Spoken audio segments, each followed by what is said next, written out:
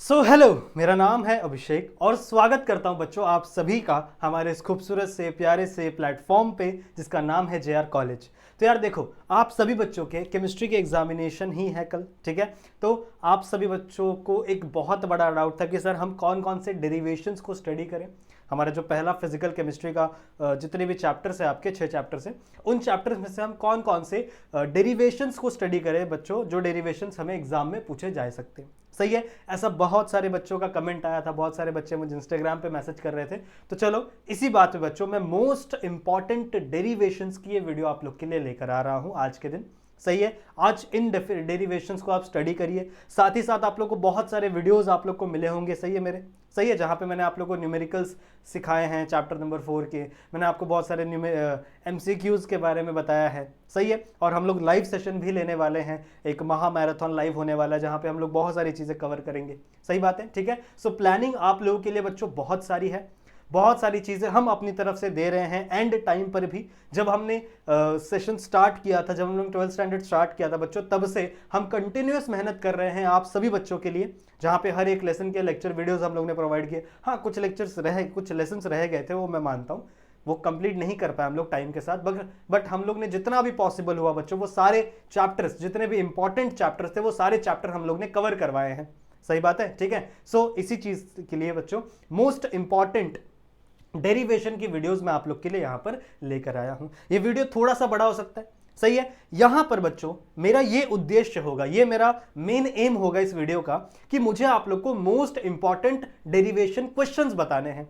ऐसा नहीं है कि बच्चों मैं हर एक डेरिवेशन इन डेप्थ जाके डिटेल में सॉल्व करूंगा, क्योंकि अगर हर डेरिवेशन, देखो कम से कम ना मेरे पास 20 स्लाइड्स है, अगर आप देख पा रहे होगे, नहीं दिख रहा होगा तो कोई बात नहीं, मैं बता रहा हूं। यहां पे टोटल 20 स्लाइड्स हैं और इन 20 स्लाइड्स के अंदर कम से कम 10 से 11 डेरिवेशंस मैंने यहां पे लिख के लाए हैं, जो आपके इन फिजिकल केमिस्ट्री के सबसे इंपॉर्टेंट डेरिवेशन है, जिनका बहुत ज्यादा चांसेस है बच्चों कि वो आपको एग्जामिनेशन में देखने के लिए मिलेगा।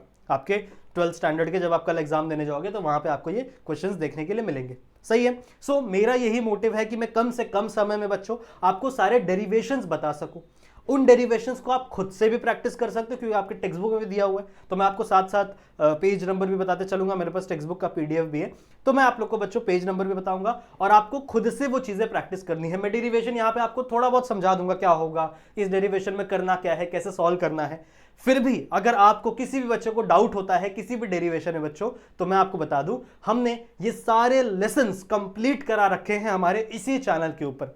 सही है, जहां पे मैंने पूरे लेसन्स को डिटेल में डिस्कस किया था, इसका मतलब वहां पर डेरिवेशन भी मैंने डिटेल में डिस्कस किया होगा। तो अगर आपको डेरिवेशंस को डिटेल में पढ़ना है, सही है, तो आपको लेक्चर वीडियोस देखने पड़ेंगे, जहां पे मैंने सारे के सारे डेरिवेशंस एकदम डिटेल में कराए हैं। सही है, और आप लोग को ऊपर ही टॉपिक के नाम दिख जाएंगे, तो टॉपिक के नाम के हिसाब से आप उन वीडियोस को देख सकते हो, 1.5x की स्पीड पे, 2x की स्पीड पे। नहीं, अगर आपको नहीं देखना तो आप अपने टेक्स्ट बुक को भी फॉलो कर सकते हो। बहुत बार ऐसा होता है कि टेक्स्ट बुक फॉलो करते समय हमें टेक्स्ट बुक समझ में नहीं आती, टेक्स्ट बुक में क्या लैंग्वेज यूज की गई है वो हमें समझ में नहीं आती, बहुत सारे बार ऐसा होता है। उस समय पर आप वीडियो को रेफर करोगे, नहीं तो आप टेक्स्ट बुक से पढ़ो। सही बात है, ठीक है, चलेगा। सो बच्चों इस वीडियो में हम लोग मोस्ट इंपॉर्टेंट डेरिवेशंस डिस्कस करने वाले हैं, किसके, फिजिकल केमिस्ट्री के, क्योंकि फिजिकल केमिस्ट्री से ही आपको डेरिवेशन पूछे जाएंगे, फिजिकल केमिस्ट्री में ही आपको डेरिवेशंस देखने के लिए मिलते हैं। सही बात है, ठीक है। तो मोस्ट इंपॉर्टेंट डेरिवेशन आपके फिजिकल केमिस्ट्री के, this is the must watch video, और जितने भी क्वेश्चन है बच्चों ये आपको मैं दे रहा हूं अपनी तरफ से।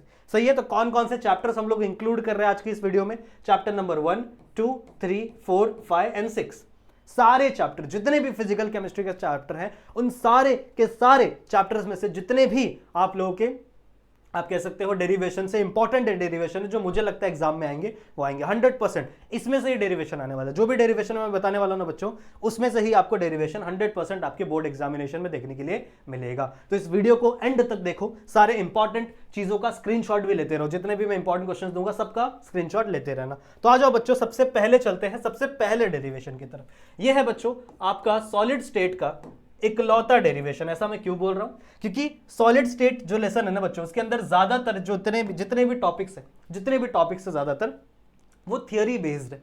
सही है, वहां पर कुछ कैलकुलेशन भी है, जैसे पैकिंग एफिशिएंसी की कैलकुलेशन है, तो वो तो आपको करना ही है, वो डेरिवेशन का पार्ट नहीं होता।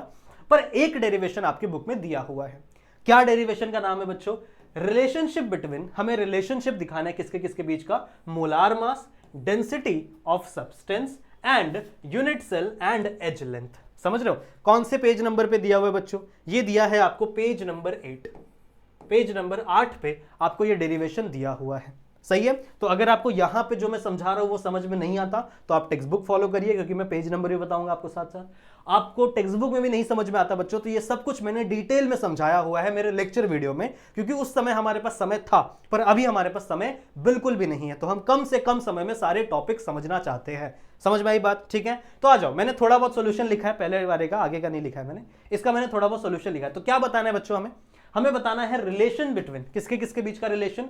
मोलार मास है, मोलार मास हमारे पास, डेंसिटी, डेंसिटी से लेके हम लोग एक फॉर्मूला डिराइव करेंगे बच्चों यहां पर। Okay, unit cell, this is the unit cell, and edge length. Edge length मतलब क्या होता है बच्चों? ये वाला एरिया, ये जो मैं ए लिखा हूं ना यहाँ पे, this is nothing but edge length.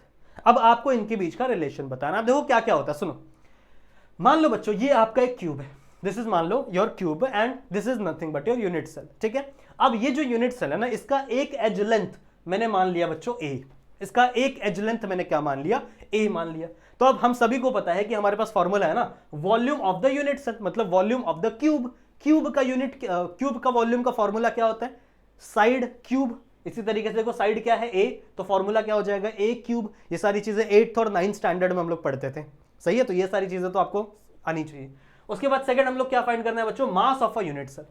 अब मास की बात करूं, जैसे मान लो यूनिट सेल की मास की बात करूं तो बच्चों, तो मास के अंदर छोटे छोटे एटम्स होते हैं। यहां पे एक एटम होगा, यहां पे एक एटम होगा, यहां पे एक एटम हो, सही है? ऐसे छोटे छोटे एटम्स होते हैं ना हर एक जगह पे।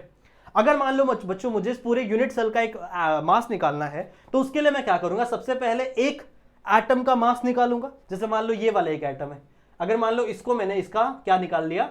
मास निकाल लिया। अगर मेरे को इसका मास पता है और मुझे नंबर ऑफ एटम पता है, कितने नंबर ऑफ एटम है? देखो यहाँ पे 8 नंबर ऑफ एटम है। तो मैं अगर इसको इसके एक के मास से नंबर ऑफ एटम से मल्टीप्लाई कर दूं तो मुझे पूरे यूनिट सेल का मास मिल जाएगा। मैंने वही लिखा है, देखो m इंटू एन। यहां पे जो आपका m है, this is the mass of a one particle. इसके अंदर जो एक पार्टिकल है उसका मास है, एंड n क्या है? Number of particle. कितने नंबर ऑफ पार्टिकल एक यूनिट सेल में प्रेजेंट हैं। अगर आप उन दोनों को मल्टीप्लाई कर दोगे तो आपको पूरे यूनिट सेल का क्या मिल जाएगा? Mass, that is mass of a unit cell. अब हमारे पास बच्चों वॉल्यूम आ गया, अब हमारे पास मास आ गया। अब हम सबको पता है, चौथी में हम लोग ने पढ़ा था, डेंसिटी का फॉर्मूला क्या होता है बच्चों? Mass upon volume. डेंसिटी का फॉर्मूला क्या होता है? Mass upon volume. मास अभी हम लोग ने मिल गया बच्चों m इंटू एन, तो मैंने यहाँ पे m इंटू एन लिख दिया। वॉल्यूम को मिला, हम लोग को मिला है बच्चों a क्यूब, तो मैंने यहाँ पे क्या लिख दिया? a cube. मतलब यहां पर मेरा एक इक्वेशन बन गया है, एक छोटा सा इक्वेशन यहां पर हमारा डिराइव हुआ है। ओके, नाउ अब हमको इंट्रोड्यूस करना है बच्चों मोलार मास को। ठीक है, मोलार मास मैंने यहां पे लिखा। मोलार मास क्या होता है बच्चों? मोलार मास मतलब एक मॉलिक्यूल, जितने भी इसके अंदर मॉलिक्यूल है ना, उनका मॉलिक्यूलर वेट क्या होता है? That is nothing but molar mass. अब एक एटम का मॉलिक्यूलर वेट होता है, दैट इज एवोगैड्रोस नंबर। आपको पता होगा ना, एक एटम का, एक एटम बोल सकते हैं, फिर एक पार्टिकल बोल सकते हो यूनिट सेल के अंदर, उसका मोलार मास कितना होता है बच्चों? Avogadro's number. और यहां पे कितने नंबर ऑफ एटम है? अगर मैं उससे मल्टीप्लाई कर दूं, देखो m यानी मास, एक का मास, उसको अगर एवोगैड्रोस नंबर से मल्टीप्लाई कर दूं तो मुझे कंप्लीट मोलार मास मिल जाएगा।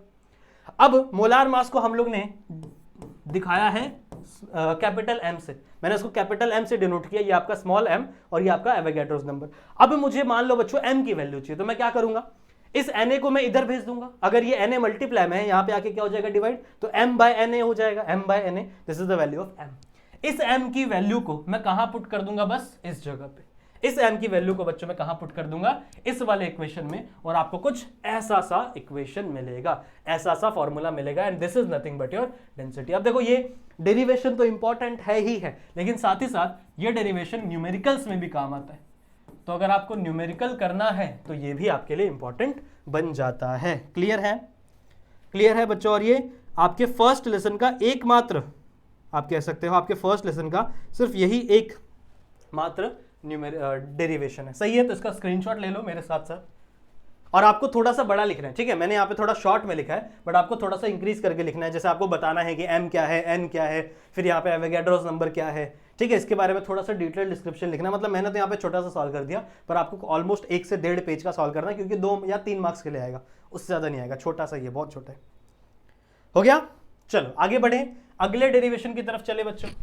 क्या है अगला डेरिवेशन? अगला डेरिवेशन है बच्चों रॉड्स लॉ, हमारे लेसन नंबर 2 से बिलोंग कर रहा है। कौन से पेज नंबर पे है ये बच्चों? पेज नंबर 31 पे है। पेज नंबर 31 आपके टेक्स्ट बुक के, ठीक है, वहां पे आपको दिया हुआ है। अब रॉल्स लॉ भी आ सकता है एग्जाम में आपको, या फिर ऐसा भी बोला जा सकता है कि चलो बच्चों बताओ, derive the vapour pressure of solution of liquid in liquid, मतलब लिक्विड के अंदर क्या वेपर प्रेशर होगा, that you have to derive that, और इसी चीज को हम लोग कैसे डिराइव करेंगे, with the help of Raoult's law. अब रॉल्स लॉ कहता क्या है, देखो रॉल्स लॉ बहुत ही सिंपल सी एक इक्वेशन बताता है बच्चों हम लोग को, P1 is equal to x1 P1 not, ये एक इक्वेशन है।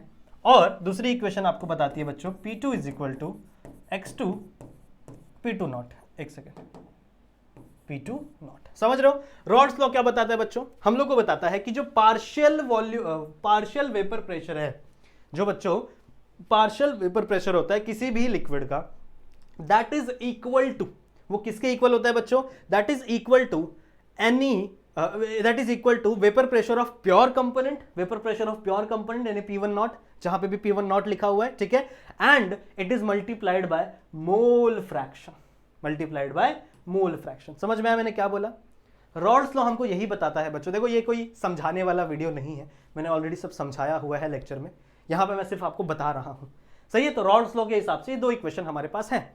क्या कहता है रॉल्स लॉ कि vapour pressure of any solution, of any volatile solution, volatile solution की बात करता है, वो किसके बराबर है बच्चों, वेपर प्रेशर ऑफ प्योर मतलब प्योर सॉल्वेंट, मतलब प्योर सॉल्यूशन मतलब सॉल्वेंट की बात हो रही है, सो जहां पे भी नॉट लगा है वो आपका सॉल्वेंट है, प्योर वाला, और x2 मतलब क्या है बच्चों आपका मोल फ्रैक्शन, समझ रहे हो, उसको मल्टीप्लाई करोगे तो ये आपका क्या देता है, रॉल्स लॉ।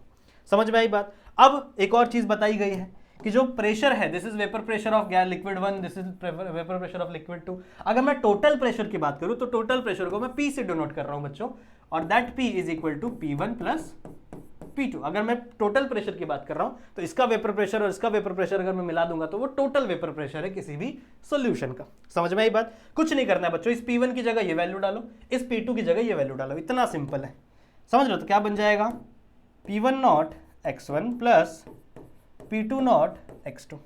सही बात है, P1 not x1 plus P2 not x2, सही बात है, सिंपल है, क्लियर है। अब आप लोग को एक चीज पता है, मैंने आपको पढ़ाया हुआ है कि x1 प्लस x2 यानी आपका जो मोल फ्रैक्शन होता है वो हमेशा किसके बराबर होता है बच्चों, 1 के बराबर।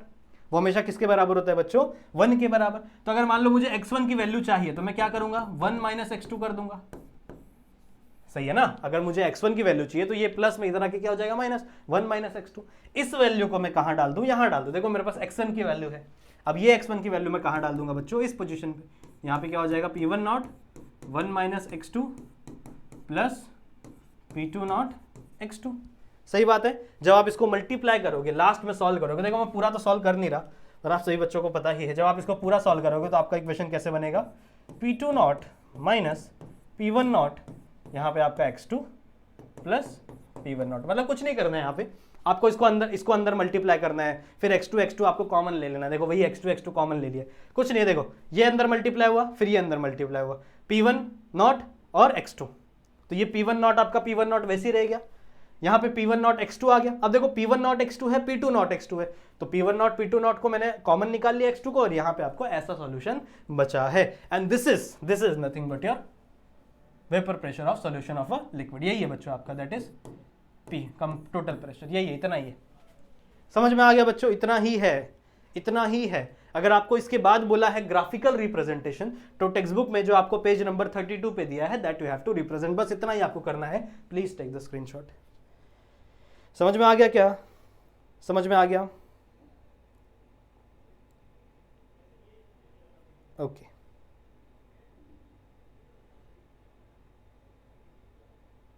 आई होप समझ में आ गया होगा, ठीक है। तो सेकंड लेसन से भी इतना ही है बच्चों मेरे हिसाब से, according to me, this is all according to me. अब आगे चलते हैं बच्चों अपने अगले क्वेश्चन की तरफ। अगला क्वेश्चन क्या है, अच्छा ये भी है ना, degree of dissociation. Yes yes yes yes yes yes, कौन से पेज नंबर पे है, लेट मी चेक। हाँ, relationship between van't Hoff factor, हाँ ये है बच्चों आपका पेज नंबर 43 पे। This is on the page number 43, mark it down, ये भी इंपॉर्टेंट है। यहां पे आपको क्या बताना है बच्चों, यहां पे आपको समझाना है कि what is the relationship between van't Hoff factor और डिग्री ऑफ डिसोसिएशन, इनके बीच का क्या है बच्चों रिलेशनशिप। समझ में आई बात? ठीक है, बहुत अच्छी बात है। ओके, अब सबसे पहले आपको पता होना चाहिए वैन हॉफ फैक्टर क्या है, डिग्री ऑफ डिसोसिएशन क्या है, this which is very easy, one of the easiest step. क्या करना है बच्चों, आपको कुछ नहीं, एक आपको जनरल फॉर्मूला लिखना है। एक आपने लिखा मान लो ax, रुको पेन का कलर चेंज करने दो, रुको रुको रुको रुको, हाँ मान लो आपने लिखा बच्चों ax plus B Y, reversible का साइन लगा दिया आपने, x of a positive plus y of b negative, कुछ ऐसा इक्वेशन है। डिसोसिएशन हो रहा है, क्या हो रहा है बच्चों, डिसोसिएशन हो रहा है ना, दोनों टूट रहे हैं ना, तो जब टूटेंगे तो एक कंपाउंड आपका पॉजिटिव बनेगा, एक कंपाउंड आपका क्या बनेगा, नेगेटिव। अब शुरू में इनिशियली बात करूं मैं बच्चों, इनिशियली तो इसके मान लो 1 मोल थे, मतलब सबसे ज्यादा यही था इनिशियली, ये और ये 0 थे, मतलब ये कुछ बना ही नहीं था। पर आफ्टर कुछ टाइम बाद ये बना अल्फा, ये बना अल्फा, मतलब कुछ डिग्री ऑफ डिसोसिएशन हुआ होगा, कुछ डिसोसिएशन इसके अंदर टूटा, तो ये कुछ बना, ये कुछ बना। अब मुझे मान लो अगर इसका पता करना है तो कुछ नहीं करना है मुझे, बस मुझे क्या करना है बच्चों, 1 माइनस अल्फा कर देना है। 1 माइनस अल्फा मुझे पता चल जाएगा इसका कॉन्सेंट्रेशन कितना है after time T, this is after time T, कुछ समय बाद कुछ यहां पे डिसोसिएशन हुआ बच्चों, and that dissociation is nothing but alpha. तो इसकी वैल्यू कितनी बची बच्चों, 1 माइनस अल्फा। जैसे मान लो मेरे पास 10 टॉफी थी, मैंने कुछ टाइम बाद दो इन दोनों को दे दी, तो मेरे पास कितनी बची, 10 माइनस 2। वही चीज है यहाँ पे भी बच्चों, सेम ही चीज तो है, सही बात है। नाउ अब मुझे क्या फाइंड करना है बच्चों, टोटल मोल। कहां लिखे, आगे लिखे, आगे लिखते हैं। टोटल मोल्स, टोटल कितने मोल्स हैं, तो कुछ नहीं, जो भी मुझे अभी वैल्यू मिली है ना उन सबको मैं क्या कर दूंगा, ऐड। जो भी मुझे वैल्यू मिली है बच्चों उसी को मैं क्या कर दूंगा, ऐड। जैसे मैं ऐड कर दूंगा 1 minus alpha plus alpha x plus alpha y, सही है। x भी था, y भी, जो भी था, तो आपका क्या बन गया बच्चों, ये क्या बनेगा बच्चों, 1 plus alpha x plus y minus 1, कुछ ऐसा बनेगा, सही है। और x प्लस वाई क्या होता है, n होता है, पता है ना आप लोगों को, डिग्री ऑफ डिसोसिएशन ऊपर वाला। सो x प्लस वाई क्या होता है, 1 होता है, तो क्या हो जाएगा 1 प्लस अल्फा n माइनस 1। ये आपका वैल्यू मिला बच्चों किसका, डिग्री ऑफ डिसोसिएशन का। अभी हम लोग किसकी बात कर रहे हैं, डिग्री ऑफ डिसोसिएशन की बात कर रहे हैं, ये आपको वैल्यू मिला। नाउ हमारे पास वैल्यू किसका है, हमारे पास, हमको पता है बच्चों कि जो वैन हॉफ फैक्टर है, जिसको हम लोग किससे रिप्रेजेंट करते हैं, आई से रिप्रेजेंट करते हैं। क्या होता है वैन हॉफ फैक्टर, देखो लिखा हुआ है, actual moles of the particle in the solution after dissolution, मतलब डिसॉल्व होने के बाद, डिसोसिएट होने के बाद कितने मोल्स बचे, divide by moles of formula unit dissolve in the solution, मतलब कितने डिसॉल्व किए गए हैं। तो वही मतलब समझ लो, मतलब फाइनल माइनस, पहले ये आपका फाइनल था, और फाइनल मतलब ये है आपका, और इनिशियल आपका 1 था, तो कुछ नहीं होगा बच्चों। अभी कितना मोल्स था बच्चों आपके पास, 1 प्लस अल्फा, यहाँ पे लिखा हुआ है n माइनस 1, और शुरुआत में आपने कितना लिया था, आपने लिया था 1, शुरुआत में आपने कितना लिया था, एक ही मोल लिया था ना। तो ये आपका आफ्टर डिसोल्यूशन, आफ्टर डिसोसिएशन, और ये आपका बिफोर डिसोसिएशन कितने मोल्स था, बन गया बच्चों। This is nothing but a solution. अब अगर आप मान लो इसको चेंज भी कर सकते हो, कैसे, आप बच्चों जैसे मान लो ये 1 है, इस 1 का कोई मोल नहीं है, कुछ भी मोल नहीं है, तो आप डायरेक्टली इसको लिख सकते हो i is equal to 1 plus alpha n minus 1 divide में कुछ वैल्यू नहीं, ये 1 प्लस में इधर रखे क्या हो जाएगा माइनस, तो i minus 1 is equal to alpha n minus 1, सही बात है। ये n माइनस 1 मल्टीप्लाई में इधर आके क्या हो जाएगा, डिवाइड हो जाएगा, तो i minus 1 divide by n minus 1 is equal to alpha. तो अल्फा की वैल्यू ये भी है। This is the nothing but your relationship, this is the relationship between degree of dissociation and van't Hoff factor. जल्दी जल्दी बच्चों इसका screenshot ले ले, and then we will move to our next topic, और you can say next derivation. ले लिया screenshot, इसका भी ले लो इफ यू वांट, ले लिया, आगे चले, आगे बढ़े, चलो बहुत सारे डेरिवेशंस करने हैं हमको। अगला है वेरी इंपॉर्टेंट, ऐसे लिखो, वेरी इंपॉर्टेंट। क्या है बच्चों ये, ओस्वाल्ट डाइल्यूशन लॉ। इसका नाम क्या है, ओस्वाल्ट डाइल्यूशन लॉ। क्वेश्चन कैसा पूछा जाएगा, state Ostwald dilution law and derivate with the help of weak electrolyte, sorry weak acid और वीक बेस, दो का होता है, एक वीक एसिड का भी होता है, वीक बेस का भी होता है, दोनों ऑलमोस्ट सिमिलर ही है, बट मैं आपको एक ही सिखाऊंगा, उसके हिसाब से आप दूसरा भी कर सकते हो, ठीक है। चलो मैं बात करता हूं बच्चों वीक एसिड की, और ज्यादातर यही आता है, और अगर आपसे कुछ नहीं बोला है, खाली इतना बोला है कि इसको डेरिवेट करो, तो आप वीक एसिड ही करना, वीक बेस मत करना। करना है आपको मन है तो वो भी कर सकते हो, लेकिन एक ही करना है, ठीक है। नाउ अब आपको क्या करना है बच्चों, यहां पे हम लोग बात करते हैं किसका, वीक एसिड का। If I am talking about weak acid, तो इसके अंदर होता है पार्शियल डिसोसिएशन, मतलब बहुत ही थोड़ा डिसोसिएशन होता है।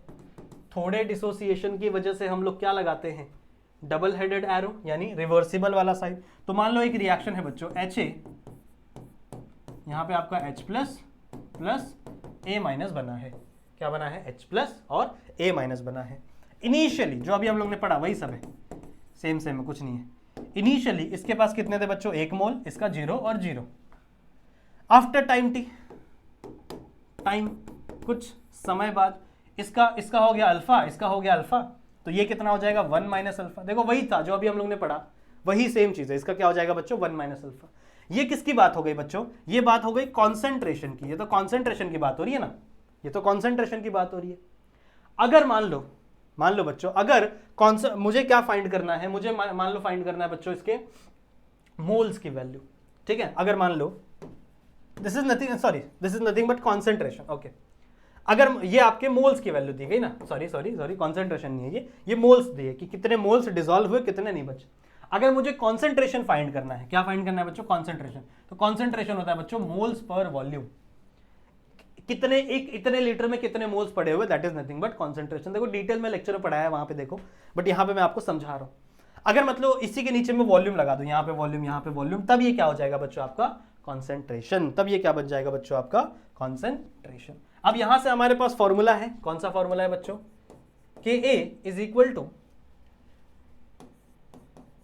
H प्लस OH नहीं भाई, A माइनस है, A minus divide by HA,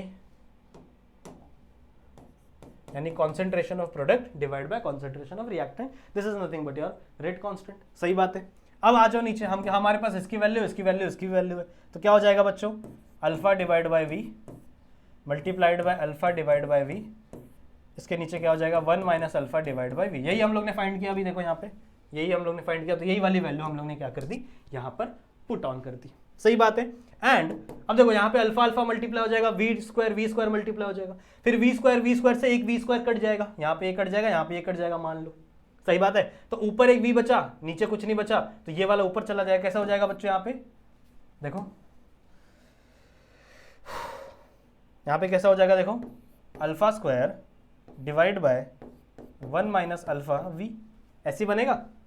ये आता है ना, समझा कि नहीं, क्या किया मैंने, देखो क्या किया, समझा देता हूं एक बार। Alpha alpha alpha square V V V square divide by 1 minus alpha divide by V, यही है। फिर ये एक कट गया, ये एक कट गया, सही है। क्या बचा, अब देखो ये यहां जाएगा तो यहां जाएगा, अगर ये जाता तो ऊपर जाता, ये जाता तो नीचे जाता, तो ऊपर क्या बचा वी स्क्वायर डिवाइड बाय, यहाँ पे एक वी है और ये चला गया, तो 1 माइनस अल्फा। वही चीज लिखा है मैंने यहाँ पे भी, देखो बस मैंने वी यहाँ पे पहले लिखा है, यहाँ पे वी मैंने बाद में लिखा, वही चीज है। समझ में आ गई बात। अब यही ऑलमोस्ट आपका इक्वेशन बना है बच्चों। इसी इक्वेशन को आप थोड़ा बहुत चेंज कर सकते हो। कैसे, जैसे मान लो आपने लिख दिया concentration is equal to 1 upon volume होता है, तो ये जो मान लो यहाँ पे कुछ भी नहीं है, तो यहाँ पे 1 मल्टीप्लाई कर देते हो, ये जो 1 अपॉन वी है इसके जगह आप कॉन्सेंट्रेशन डाल सकते हो, तो alpha square multiplied by C 1 minus alpha, ये वी हट गया और ऐसा फॉर्मूला बन सकता है। तो मतलब फॉर्मूला आप क्या कर सकते हो, मॉडिफाई कर सकते हो। यही है बच्चों आपका ऑसफोल्ड डाइल्यूशन लॉ। अगेन मैंने बोला है बच्चों, ये मैंने शॉर्ट में समझाया, बहुत ही शॉर्ट में समझाया। अगर आपको डिटेल में समझना है, you have to visit the lectures. Okay, समझ में आ गया, समझ में आ गया बच्चों। पेज नंबर मैंने नहीं बताया ना इसका पेज नंबर है बच्चों 49। कहाँ लिखा, इसका पेज नंबर है बच्चों 49, टेक्स्ट बुक पेज नंबर 49। चले आगे बच्चों। अगला टॉपिक है हमारा, कहाँ गए, okay, our next topic is relationship between PH and POH। अगला टॉपिक है बच्चों हमारा relationship between pH and pOH. Very important, again बहुत ही ज्यादा इंपॉर्टेंट है, बहुत ही ज्यादा इंपॉर्टेंट है, समझ रहे हो, बहुत ही ज्यादा इंपॉर्टेंट है। पेज नंबर क्या है बच्चों? Page number 52। पेज नंबर 52 पे बच्चों आपको ये देखने के लिए मिलता है। क्या है देखो ध्यान से, हमारे पास KW की वैल्यू, देखो ये हम लोग ने पहले सीखा है, KW की वैल्यू है। KW क्या होता है? H3O पॉजिटिव OH नेगेटिव, ये हम लोग ने सीखा था। H3O पॉजिटिव, जब आप H2O और H2 auto ionisation of water बोलते हैं ना इस टॉपिक को, ऑटो आयोनाइजेशन ऑफ वाटर, जब आप वाटर और वाटर को एक साथ रिएक्ट करवाते हो तो वहां पे H3O पॉजिटिव और OH नेगेटिव बनता है, सही बात है, कुछ ऐसा सा बनता है। इस चीज की जगह जो H3O पॉजिटिव है, मतलब क्या है, H2O में एक एक्स्ट्रा H प्लस डाला है तभी ये पॉजिटिव साइन आया ना, देखो वही चीज है। वाटर है, वाटर के अंदर मैंने एक एक्स्ट्रा H डाल दिया जिसकी वजह से H3O पॉजिटिव हो गया। तो इसी की जगह हम लोग लिख देते हैं बच्चों, इसी की जगह हम लोग लिख देते हैं H पॉजिटिव, समझ रहे हो, पॉजिटिव ऑलरेडी है बाहर तो H पॉजिटिव, समझ रहे हो, बाहर एक्चुअली में नहीं लिखना चाहिए, this is wrong, okay now it is good. तो आप H3O भी लिख सकते हो, H प्लस भी लिख सकते हो। नाउ आप सभी को पता है, इसके पहले जब अगर आपने ऑटो आयनेशन पढ़ा है तो जो KW का वैल्यू होता है वो आप लोगों ने पता है कितना होता है, 14 इंटू 10 रेस टू कितना है भाई, हाँ 14 इंटू 10 रेस टू, नहीं sorry 1 into 10 raise to minus 14, जो आपका नॉर्मल 25 डिग्री सेल्सियस पे ना, यानी 298 केल्विन पे 1 इंटू 10 रेस टू माइनस 14, तो ये जो वैल्यू है वो बराबर हो जाएगी बच्चों KW क्या होता है, 1 into 10 raise to minus 14 is equal to H plus और OH माइनस, सही बात है, कुछ नहीं करना है। Now you have to log ले लेना है आपको, log, you have to take the log on both side, दोनों तरफ क्या ले लेना है बच्चों, लॉग लेना है। इसको मैं उधर लिखता हूं एक्चुअल में, इसकी जगह लॉग लिया तो क्या हो जाएगा बच्चों, लॉग टू द बेस 10, ठीक है, log to the base 10 H plus, मैं H3O पॉजिटिव की जगह H प्लस लिख रहा हूं, plus log to the base 10 OH minus. अब देखो इसका लॉग क्या होगा, ये कुछ भी नहीं है, 1 है, माइनस है, तो ये वाला आगे आ जाएगा, मतलब यहाँ पे क्या हो जाएगा बच्चों, माइनस 14, इसका वैल्यू क्या हो जाएगा बच्चों आपका माइनस 14, सही बात है। अब मैं कुछ नहीं करूंगा, इस पूरे वैल्यू को मैं माइनस से मल्टीप्लाई कर दूंगा, माइनस से, इस पूरे वैल्यू को अगर मैं माइनस से मल्टीप्लाई करूं तो ये भी माइनस हो जाएगा, सही है, ये भी माइनस हो जाएगा और ये हो जाएगा आपका प्लस, सही बात है, ये क्या हो जाएगा आपका प्लस। अब आप सबको पता है बच्चों ये वैल्यू और ये वैल्यू की जगह हम लोग क्या लिख सकते हैं, पीएच, यही होता है ना, log minus log to the base 10 H plus, इसी को हम लोग क्या बोलते हैं, पीएच, बीच में पॉजिटिव क्योंकि देखो यहाँ माइनस है, minus log to the base 10 OH को हम लोग क्या बोलते हैं, POH is equal to 14। This is the normal your equation. समझ में आ गया, समझ में आ गया बच्चों। देखो शॉर्ट में मैं ऐसे ही समझा सकता हूँ, शॉर्ट एंड स्वीट यही हो सकता है, बस मैं आपको बता रहा हूँ कौन कौन से इंपॉर्टेंट है। चलो अगले डेरिवेशन पे चलते हैं। अगला कौन सा डेरिवेशन है ज़रा देखें जाए, कौन सा है भाई, ओह चलो आ गए हम लोग थर्मोडायनेमिक्स पे। चलो चलो चलो, बहुत इंपॉर्टेंट है थर्मोडायनेमिक्स वाला, और ये इजी भी है, बहुत इजी है। कहाँ है, रुको ढूंढने दो, और भी है वैसे थर्मोडायनेमिक्स के क्वेश्चंस, जैसे एक्सप्रेशन फॉर मैक्सिमम वर्क लिख लेना वो भी कहीं पे, ठीक है, एक्सप्रेशन फॉर मैक्सिमम वर्क उसे भी लिख लेना, बट वो मैं यहाँ पे सॉल्व नहीं करवा रहा हूँ, इंपॉर्टेंट है वो भी। चलो इसकी बात करें, डेल्टा एच और डेल्टा यू कहाँ गए हैं, चलो इनकी बात करें बच्चों, डेल्टा एच और डेल्टा यू का रिलेशनशिप क्या है। डेल्टा यू मतलब क्या होता है बच्चों, डेल्टा यू होता है आपका internal energy, internal energy. Delta H क्या होता है बच्चों आपका, एंथैल्पी, सही है। और इन दोनों का मुझे क्या फाइंड करना है बच्चों, रिलेशन फाइंड करना है। What is the relation between delta H and delta you. हमारे पास एक फॉर्मूला है हाँ है ना, हमारे पास एक फॉर्मूला है बच्चों, that is delta H is equal to delta U plus P delta V, ठीक है, हमारे पास ये फॉर्मूला है बच्चों, that is delta H is equal to delta U plus P delta V. अगर मान लो अगर हम सॉलिड की बात करें, सॉलिड की बात करें बच्चों, तो सॉलिड में ना ही प्रेशर होता है ना ही वॉल्यूम, एकदम मतलब कम होता है सॉलिड में, हम लोग प्रेशर वॉल्यूम लेते ही नहीं। तो अगर सॉलिड का केस होता या फिर लिक्विड का केस होता, इन दोनों को सॉलिड का केस होता है या फिर लिक्विड का केस होता है बच्चों, तो उस कंडीशन पे डायरेक्ट डेल्टा एच बराबर हो जाता है डेल्टा यू के, डायरेक्ट डेल्टा एच बराबर हो जाता है डेल्टा यू के। अगर एमसीक्यू में ऐसा क्वेश्चन आया कि for liquid and solid what is the relationship between delta H and delta U, तो आपको पता होना चाहिए delta H is equal to delta U for solid and liquid. MCQs में पूछा जा सकता है। अच्छा, हम लोग बात कर रहे हैं बच्चों गैस मॉलिक्यूल की। हम लोग किसकी बात करेंगे? गैस मॉलिक्यूल, क्योंकि गैस में प्रेशर आता है, गैस में वॉल्यूम भी आता है। ठीक है, कैसे लिखेंगे बच्चों इसको? Delta H is equal to delta U plus P, delta V है, डेल्टा वी मतलब क्या हो सकता है? मतलब बच्चों V2 minus V1, final minus initial, V2 minus V1, अंदर मल्टीप्लाई कर दो। So delta H is equal to delta U plus P V2 minus P V1, ऐसा इक्वेशन बनेगा, PV2 माइनस PV1। अब आपने एक इक्वेशन पढ़ी है, ideal gas equation, PV is equal to NRT, PV is equal to NRT, ये equation पढ़ी है, पढ़ी होगी कहीं ना कहीं। तो हम क्या करेंगे, देखो हम लोग लेंगे PV1, जैसे मान लो ये PV1 है तो इसको N1 कर देंगे, PV2 है तो इसको हम लोग क्या कर देंगे N2RT, क्योंकि क्या है देखो टेम्परेचर कांस्टेंट रहता है most of the time, gas constant is also constant, इसकी वैल्यू होती है ना 8.143 कुछ करके, तो इसकी वैल्यू भी कांस्टेंट है, टेम्परेचर भी कांस्टेंट है। तो आपको कुछ नहीं करना है बच्चों, PV1 की जगह ये वैल्यू पुट करनी है, PV2 की जगह ये वैल्यू पुट करनी है। आओ करो करो, delta U plus N2RT minus N1RT, ठीक है, N2RT माइनस N1RT। अगर आप देखो तो बच्चों यहाँ पे RT कॉमन है, RT कॉमन है, और N2 माइनस N1 को मैं डेल्टा N लिख सकता हूँ। देखो सेम था ना, V2 minus V1 delta V था, वैसे N2 माइनस N1 अगर मैं निकालूं ब्रैकेट में तो वो डेल्टा N आ सकता है। तो क्या हो जाएगा? Delta U plus delta N RT, और इस N के आगे बच्चों हमेशा G लगाओ, क्योंकि ये N है नंबर ऑफ मोल्स हमेशा गैस प्रोडक्ट का, गैस प्रोडक्ट या फिर वॉल्यूम का।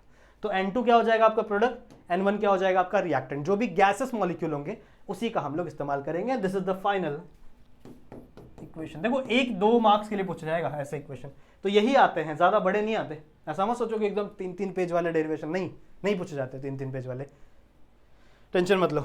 ठीक है, आगे चले बच्चों, अगला डेरिवेशन क्या? अच्छा देखो, ये जो डेरिवेशन है बच्चों ये आपके 5th लेसन के हैं, और आपको पता होगा कि 5th लेसन मैंने पढ़ाया नहीं था ना, 5th लेसन वाला मैंने पढ़ाया नहीं था, बट मैंने आपको ये बताया है बच्चों कि 5th लेसन से भी कौन से इंपॉर्टेंट क्वेश्चंस आ सकते हैं। So this is one of the important question. नेसर्ट इक्वेशन आपको बताइए ना, ई नॉट वाला, E naught is equal E cell naught, E cell is equal to E cell naught minus 0.0514 divide by, हाँ वो वाला वैल्यू, ठीक है, concentration of C/C, D/D, A/A, वो वाला वैल्यू। ठीक है, तो ये वाला भी बहुत ही इंपॉर्टेंट है और बहुत ही आसान है। ठीक है, एक किरचॉफ लॉ है, वो भी आपको पता होना चाहिए बच्चों, किरचॉफ लॉ बहुत इंपॉर्टेंट है। ठीक है, और कोई क्वेश्चन तो मुझे दिख नहीं रहा, पर ये इंपॉर्टेंट है बच्चों। देखो ई सेल, हाँ वही बोल रहा था ना, E cell is equal to E not minus 0.0592 V divide by N log वाला। ये कहाँ, कौन से पेज नंबर पे मैं आपको बता देता हूँ, पेज नंबर 105। तो ये मैंने आपको पढ़ाया नहीं है, क्योंकि अगर मैं आपको अभी बताने गया ना तो मुझे आपको डिटेल में बताना पड़ेगा ये, क्योंकि मैंने आपको पढ़ाया ही नहीं है। मैं पढ़ा सकता हूँ, ऐसा नहीं है, पर मुझे आपको बहुत डिटेल में पढ़ाना पड़ेगा और इतना समय नहीं। देखो ऑलरेडी वीडियो बहुत बड़ी बन चुकी है, ठीक है, 33 मिनट्स की वीडियो ऑलरेडी हो गई है, तो इतना लंबा हम लोग जाएंगे नहीं, टेंशन मतलब। ठीक है, तो मैं आपको इंपॉर्टेंट क्वेश्चंस बता देता हूँ, ये पढ़ना अगर आपको पढ़ना होगा 5th वाले लेसन का। सही है, अच्छा 5th वाले ये लेसन से बच्चों ये क्वेश्चन भी है बहुत इंपॉर्टेंट। ये आपको कौन से पेज पे दिया गया है? स्टैंडर्ड, ओके, कहाँ है स्टैंडर्ड सेल पोटेंशियल, हाँ पेज नंबर 107। बहुत छोटा सा है ये ज़्यादा से ज़्यादा 2 मार्क्स के लिए आएगा, लेकिन ये आ सकता है, बहुत इंपॉर्टेंट है। ठीक है, तो relationship between cell potential and equilibrium constant, please study it. आगे चलें, स्क्रीनशॉट ले लिया, इसका भी लिया था, देखो या तो डायरेक्ट नेसर्ट इक्वेशन पूछा जाएगा आपसे, या फिर ऐसा पूछा जाएगा कि dependence of cell potential on concentration, what is derive, ऐसे बोला जाएगा, derive the dependence of cell potential on concentration. तो आपको पता होना चाहिए किसकी बात हो रही है बच्चों, नेसर्ट इक्वेशन की बात हो रही है। ठीक है, चलें, बाकी तो टॉपिक्स हैं सारे, चलें आगे। चलो